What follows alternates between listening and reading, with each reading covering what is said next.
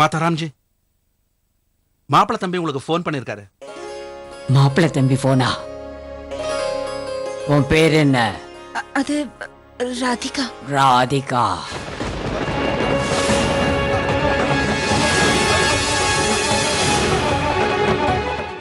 வந்து நான்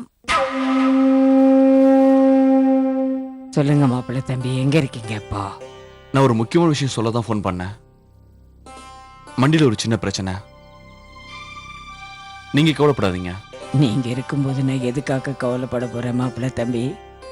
நீங்க மட்டும் இல்லைன்னா என்ன ஆகும்னு தெரியல. யார் இதெல்லாம் சமாளிக்க போறாங்கன்னு எனக்கு புரியல. நீங்க எல்லாமே இந்த வீடு அச்சாணி இல்லாத வண்டி மாதிரி தான் இருக்கும். யாருக்காவது இந்த வீட்டில் கொஞ்சமாவது பொறுப்பு இருக்கா என்ன? மாப்பிள்ள தம்பி, இன்னைக்கு ஒருத்தன் வந்திருந்தான். அவனை பத்தி நான் உங்ககிட்ட பேசணும். சொல்லுங்க. நேர்ல பேசலாம். வேலை தேடுற அளவுக்கு உனக்கு என்ன அவசியம் வந்தது?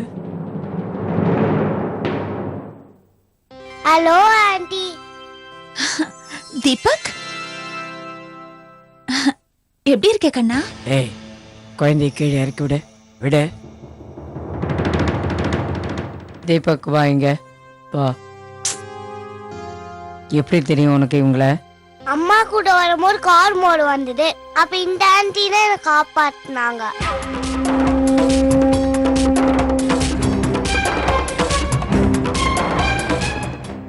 போங்க. ராஜு, குழந்தைய உள்ள கூட்டு போ.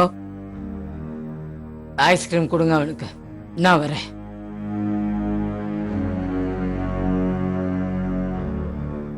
எவ்வளவு தடவை நான் உனக்கு சொல்லியிருக்கேன், குழந்தையை கூப்பிட்டுட்டு தனியா எங்கேயும் வெளியில போகாதேன்னு. அவனுக்கு மட்டும் ஏதாவது ஒண்ணு ஆயிருந்தா? என்ன இது? அப்படி நான் எங்க போயிட்டேன்னு திட்டுறீங்க? அதோட நான் இன்னும் ரொம்ப தூரமா போயிட்டேன். பக்கத்துல தானே போனேன். நான் நிக்கும் போதே திடீர்னு வண்டி வந்துருச்சு. நான் தீபக் கைய புடிச்சு இழுத்தேன். அதுக்குள்ள அவங்க திடீர்னு வந்து ராதிகா அவனை காப்பாத்திட்டான். வாய் முட. தேவையில்லாம ரொம்ப பேசாத. குழந்தைய பாத்துக்க முடியல, பெருசா பேச வந்துட்டா. அவருக்கு எவ்வளவு பொறுப்பு இருக்கோ அதுல பாதி இருந்தா போதும். அம்மா, இவளுக்கு இப்போ வேலை ஏதாவது வேணுமா? அதனாலதான் உங்களை இப்ப பார்க்க வர சொன்னேன். எனக்கு தெரியும் நான் சொன்ன நீங்க மறுக்க மாட்டீங்கன்னு. அதனாலதான் நான் உங்களை பார்க்க வர சொல்லியிருந்தேன். இல்ல, நான் இவகிட்ட சொன்னேன், அம்மாவுக்கு பிடிச்சிருந்தாதான் வேலை தருவாங்கன்னு இவகிட்ட சொல்லிட்டேன். கேட்டு பாருங்க. உன்னோட முழு பேர் என்ன? அது ராதிகா மகா பண்டிதர். ராதிகா மகா பண்டிதரா? உங்க வீட்டை பத்தி கொஞ்சம் சொல்ல முடியுமா? உங்க வீட்டுக்காரர் என்ன வேலை செய்யறாரு? அவர் மகா பண்டிதர். கொஞ்சம் வருஷங்களுக்கு முன்னாடி காணாம போயிட்டாரு. ஆனா கண்டிப்பா அவர் திரும்ப கிடைச்சிருவாரு. நான் உங்ககிட்ட பொய் சொல்ல விரும்பல. எல்லாருமே அவர் இப்போ உயிரோட இல்லைன்னு சொல்றாங்க. உயிரோட இல்லையா? அப்ப நீ எப்படி குங்குமம் எல்லாம் வச்சுக்கிட்டு இருக்க? இந்த குங்குமம் என்னை பொறுத்த வரைக்கும் ரொம்ப பவித்திரமானது. இது என்னோட நம்பிக்கை, என்னோட வாழ்க்கை, நான் வாழறதுக்கான ஆதாரம் இது. எனக்கு என்னமோ அவரு இங்கதான் எங்கேயோ இருக்கிற மாதிரி தோணுது. கண்டிப்பா அவர் சீக்கிரம் திரும்ப வந்துருவாரு. முதலாளி அம்மா, இப்போ என் குடும்பத்தை சேர்ந்தவங்க கொஞ்சம் கஷ்டத்துல இருக்காங்க. நீங்க எனக்கு ஏதாவது ஒரு வேலை போட்டு கொடுத்தீங்கன்னா நான் வாழ்க்கை முழுக்க நன்றி உள்ளவளா இருப்பேன்.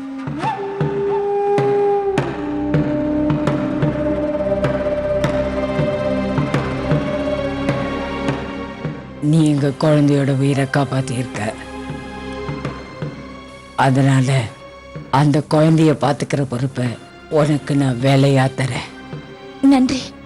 ஞாபகம் வச்சுக்க, எந்த தப்பு பண்ணினாலும் மன்னிப்புங்கிறது கிடையவே கிடையாது. புரியுதா? சரிங்கம்மா, எனக்கு புரிஞ்சது. உங்களுக்கு ரொம்ப ரொம்ப நன்றி. கண்டிப்பா உங்களுக்கு நம்பிக்கை உள்ளவளா நடந்துப்பேன். ஒழுங்கா நடந்துக்கிட்டா நல்லது. அம்மா, இங்க வா. என்னம்மா?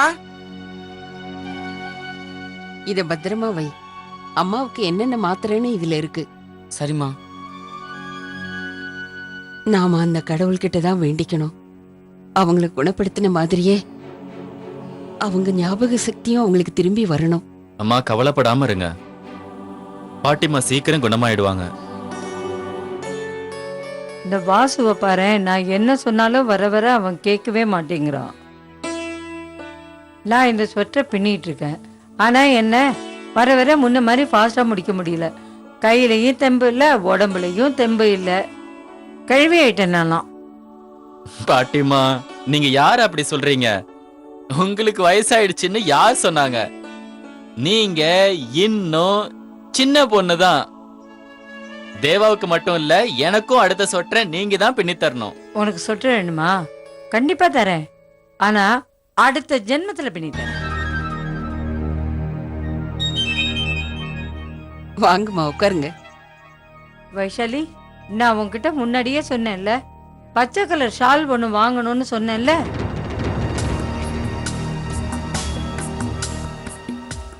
பதிலே இல்ல. அப்படின்னா என்ன மறந்துட்ட இல்ல? என்னம்மா இது, வயசு எனக்கு தான் ஆகுது, உனக்கே ஞாபகம் குறைஞ்சிக்கிட்டே வருது. சரி பரவாயில்ல விவே, நீ பேசாம அந்த ஷால்காரனை வீட்டுக்கே வர சொல்லிடு. தேவாவுக்கு ஷாலை நானே செலக்ட் பண்ணி பார்த்து வாங்கிக்கிறேன். சரி சரி பாட்டிமா. நீ மறந்துடாதப்பா. நான் இங்க உட்காந்துருந்தேன்னு வை, நீங்க 2 பேரும் பேசிக்கிட்டே இருப்பீங்க, என்னால ஸ்வெட்டரை போடவே முடியாது. ஞாபகமா ஸ்வெட்டர்காரனை வர சொல்லு. ஆமா. வைஷாலி, தேவா வந்த உடனே கண்டிப்பா என்ன பார்க்க சொல்லு. ஸ்வெட்டர்ல என்ன டிசைன் போடணும்னு கேட்கணும். 4 நாள் ஆச்சு இந்த வீட்டுக்கு வந்து, இது வரைக்கும் அவன் என்ன வந்து பார்க்கவே இல்ல. நல்ல காரியம் பண்ணீங்க தம்பி. இந்த மாதிரி ஆளுங்களுக்கெல்லாம் நீங்க இப்படிதான் பண்ணணும். அப்பா, ஒரு மூட்டையில 10 கிலோன்னா எத்தனை மூட்டை அடிச்சிருப்பான். அவன் மட்டும் எங்க கையில மாட்டி இருந்தான்னா அந்த கிருஷ்ணன் மாதிரி மலையை பேத்து அவன் தலையில வச்சு அனுப்பி இருப்பேன். உங்களால அவன் தப்பிச்சு போயிட்டான். அவங்களும் அவ்வளவுதான். அவன் தப்பு பண்ணா நாமளும் தப்பு பண்ணுமா என்ன? அப்படி இல்ல தம்பி.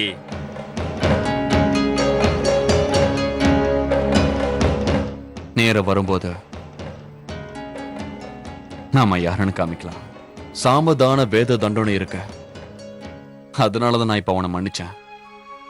மாதா ராம்ஜி என் மேல ரொம்ப நம்பிக்கை வச்சிருக்காங்க.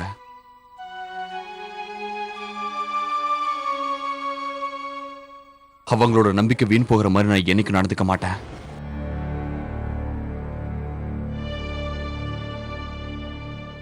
உங்களை இப்படி பார்த்ததே இல்லையே. என்னாச்சு மாதாராம்ஜி? ஏதாவது பிரச்சனையா? பிரச்சனை எல்லாம் ஒன்றும் இல்லை, நான் யோசிச்சுட்டு இருக்கேன். என்ன திமிரு இருந்தா அவன் என்கிட்ட வந்து அப்படி பேசி இருப்பான். எல்லாருக்கும் முன்னால என்கிட்ட வந்து கேட்குற அளவுக்கு அவன் துணிஞ்சிட்டான்னா எனக்கு மரியாதை இல்லைன்னு தானே அர்த்தம்? ஆமா மாதாராம்ஜி, அவன் எல்லார்கிட்டையும் கமிஷன் வாங்கியே பொழப்ப நடத்திக்கிட்டு இருக்கிற பேர்வழி. மாதாராம்ஜி, ஆமா, ஏன் நீங்களே இந்த டெல்லிக்காரங்களோட நேரடியா பேசிடக்கூடாது? அதை பத்தி என்னன்னு தெரியணும்ல. இது சாதாரணமான விஷயம் இல்லை, இந்த ஊர் மக்கள் உணர்ச்சி சம்பந்தப்பட்ட விஷயம். ஹோட்டலுக்குன்னு அந்த இடத்த கொடுத்தா நமக்கும் அதுல நல்ல லாபம்தான். விளையிற நிலத்தை போய் ஹோட்டல் கட்டுறதுக்குன்னு நாம கொடுத்தோம்னா ஏழை மக்களோட வயத்துல அடிக்கிற மாதிரி அது ஆயிடாதா? அதனால இந்த விஷயத்த மாப்பிள்ளை கிட்ட கொடுத்தா சுத்தமா செய்வாரு. எனக்கு நம்பிக்கை இருக்கு. ஒருவேளை சட்டப்படி அந்த பள்ளிக்கூடம் இருக்கிற இடத்துல ஹோட்டல் கட்டுறதுக்குன்னு யோசிச்சோம்னா அந்த நிலத்தை நம்பி இருக்கிற மக்களை யார் காப்பாத்துவாங்க? என்ன இப்படி சொல்லிட்டீங்க மாதாராம்ஜி? இன்னைக்கு வரைக்கும் நீங்க சொல்றதானே நடக்குது. நாம எல்லாருமா சேர்ந்து மாப்பிள்ளை தம்பி கிட்ட பேசணும்னா அவர்கிட்டயே இந்த பொறுப்பை கொடுத்துடலாமே. அந்த எண்ணத்துல தானே நான் இப்ப உங்ககிட்ட அதை பேசிக்கிட்டு இருக்கேன். ஞாபகம் வச்சுக்கோங்க, மக்கள் நம்ம மேல வச்சிருக்கிற மரியாதை தான் நமக்கு இன்னைக்கு இந்த ஊர்ல நம்மள தலை நிமிந்து வாழ வச்சுக்கிட்டு இருக்கு. எந்த பிரச்சனைனாலும் ராத்திரி பகல்னு பார்க்காம அவங்க நம்மள தேடி வராங்க, அதுக்கு முக்கிய காரணம் நம்ம மாப்பிள்ளை தம்பி. நமக்கு பிறக்காத பிள்ளையா அவர் நமக்கு கிடைச்சிருக்காரு. கடந்த 5 வருஷமா அவர் தானே பொறுப்பெல்லாம் பார்த்துக்கிட்டு வர்றாரு. என்னை எந்த வேலையும் செய்ய விடுறதே இல்லையே. அதை பார்த்து தானே என் பையனுக்கு வர வர பொறுப்பே இல்லாம போயிட்டு இருக்கு. பிடிவாதக்காரன் ஆயிட்டான். எந்த வேலையையும் செய்யறதில்ல, பொண்டாட்டியையுமே கவனிக்கிறதில்ல. பாவம் அந்த பொண்ணு நம்மள நம்பி இங்க உட்காந்துக்கிட்டு இருக்க.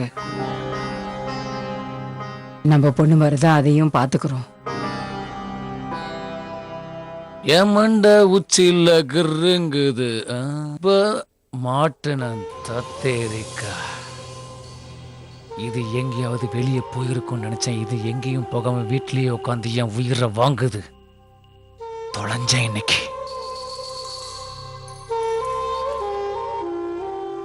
சின்ன முதலாளி, நான் உங்ககிட்ட அப்புறம் பேசுறேன். சின்ன முதலாளி, என்ன காலையில இருந்து எங்க போனீங்க? யாருக்குமே தெரியல. மாதா ராம்ஜி காலையில இருந்து ஒரு 20 தடவை உங்களை எங்கன்னு கேட்டாங்க. இப்ப நீங்க வந்த உடனே உங்களை கையோட கூட்டிட்டு வர சொன்னாங்க. வரேன்ப்பா, வரேன். நான் அங்கதானே போயிட்டு வரேன். எனக்கு வேணாம், அவருக்கு கொடு. அவரு தானே சூடா இருக்காரு, அவருக்கு கொடு.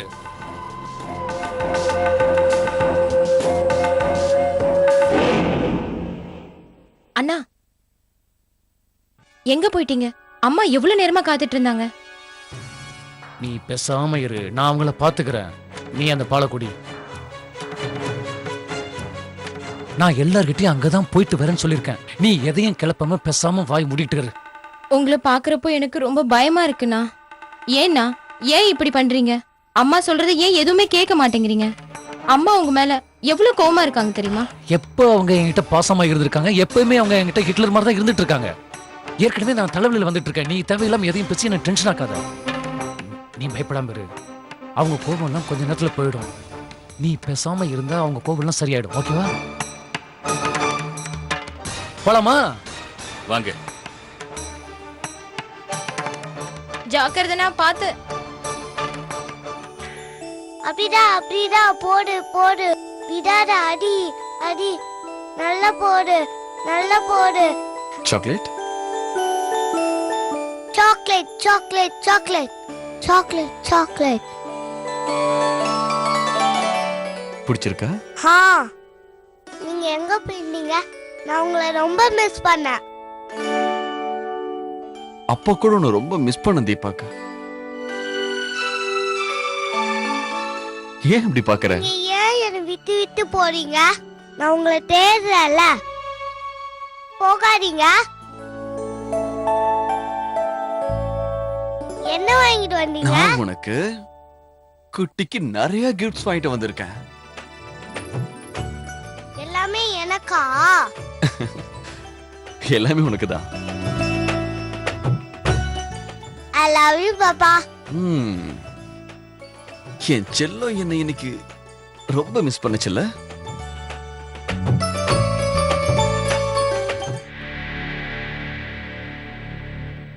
வாங்க சார், வாங்க.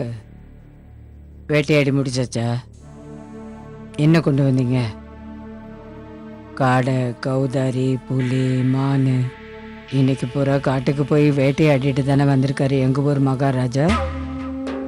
அம்மா சும்மாதான். நான் அப்படியே மிருகங்களை தேடி போய் போய் நீ உன் வாழ்க்கையை வீணாக்குறேன்னு உனக்கு புரியல? எத்தனை தடவை நான் உனக்கு சொல்றது? உட்காரு. மண்டிக்கு இன்னைக்கு ஏன் போகல நீ? அம்மா, இன்னைக்கு நான் போலாம் தான் நினைச்சேன். நான் வேட்டைக்கு போய் ரொம்ப நாள் ஆகுது இல்ல. நீ போகலைன்னா என்ன குறைஞ்சிடும். ஆனா இன்னைக்கு நீ மண்டிக்கு போகாம இருந்ததுனால எவ்வளவு பிரச்சனை வந்தது தெரியுமா உனக்கு? ஒரு ஆள் வந்து ஏமாத்திருக்கா. நாம இன்னைக்கு ஒரு பெரிய நஷ்டத்தை சந்திச்சிருப்போம். நல்ல வேளை அவர் மட்டும் போகாம இருந்திருந்தா கார்த்தியாயினி தேவியோட பேர் மட்டும் இல்ல, நம்ம மானம் மரியாதை எல்லாமே போயிருந்திருக்கும். இத பார், என்னால எல்லாத்தையும் பொறுத்துக்க முடியும். என் மானம் மரியாதை போச்சுன்னா அதுக்கப்புறம் நான் உயிரோடவே இருக்க மாட்டேன். அந்த நிலைமைய வர விடாத. இதுதான் நான் உனக்கு சொல்ற கடைசி எச்சரிக்கை.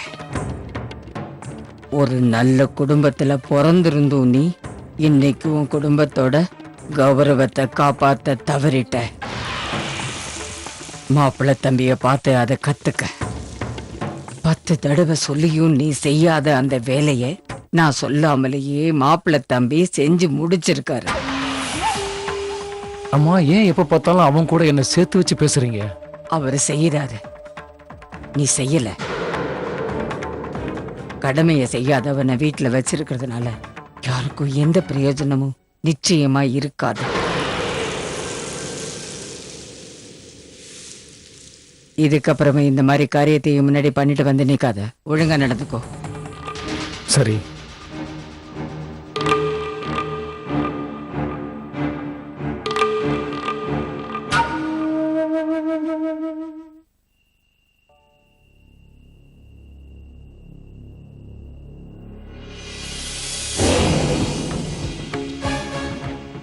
எனக்குன்னு வந்திருக்கான் இவன்.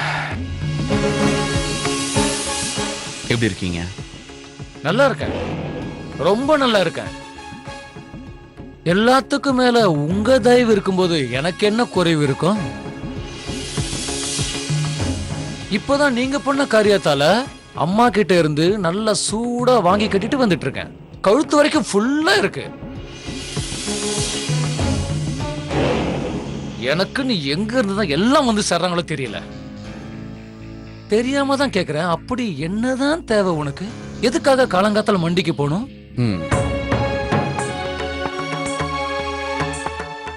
இங்க பாரு, நீ பண்ணது தப்புன்னு உனக்கே நல்லா தெரியுதுன்னு நான் நினைக்கிறேன். இதுக்கப்புறமாவது உன் பொறுப்பு நீ புரிஞ்சு நடந்துக்கோ.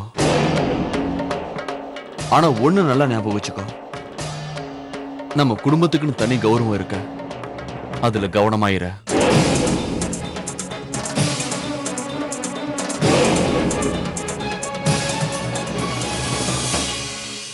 நீ கிளம்பலாம். வாங்க மாப்பிள்ளை தம்பி. வணக்கமா. தீர்க்காய் சாருங்க.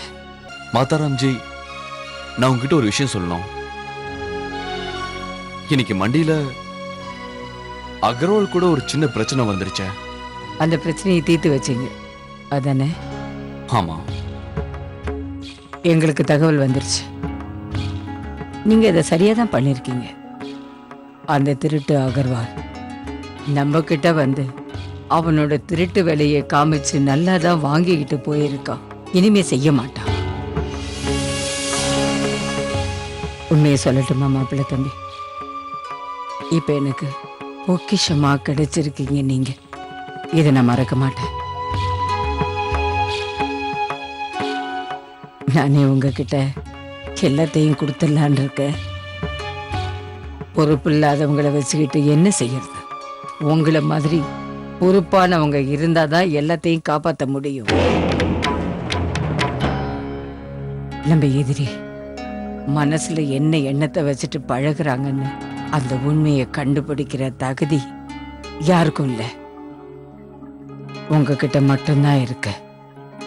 அது போதும் எனக்கு. மாதாராம்ஜி, நீங்க என்கிட்ட ஏதோ முக்கியமா பேசணும்னு சொன்னீங்க. முக்கியமான விஷயம் சொல்லணும்னு சொன்னேன் உங்கள்கிட்ட. வாங்க.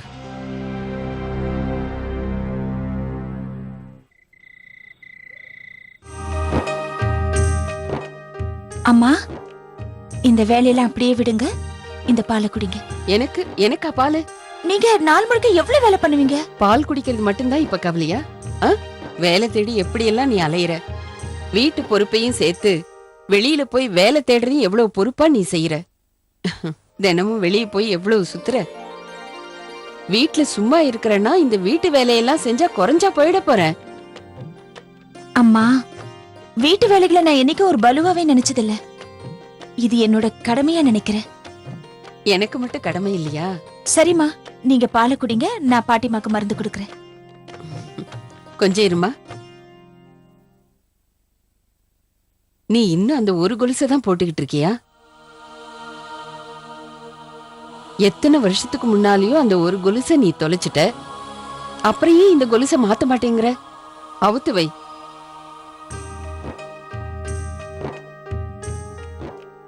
சின்ன மருமகளே, நீ என்ன யோசிச்சிட்டு இருக்க? இல்லம்மா, என்னால இந்த கொலுசை கழட்ட முடியாது. இது அவர் எனக்கு ஆசை ஆசையா போட்டு விட்டது. இதை நான் 5 வருஷத்துக்கு முன்னாடி ஒரு இடத்துல தொலைச்சிட்டேம்மா. இந்த கொலுசையை நான் எடுக்க விரும்பலம்மா. இந்த கொலுசை என்னால கழட்ட முடியாது.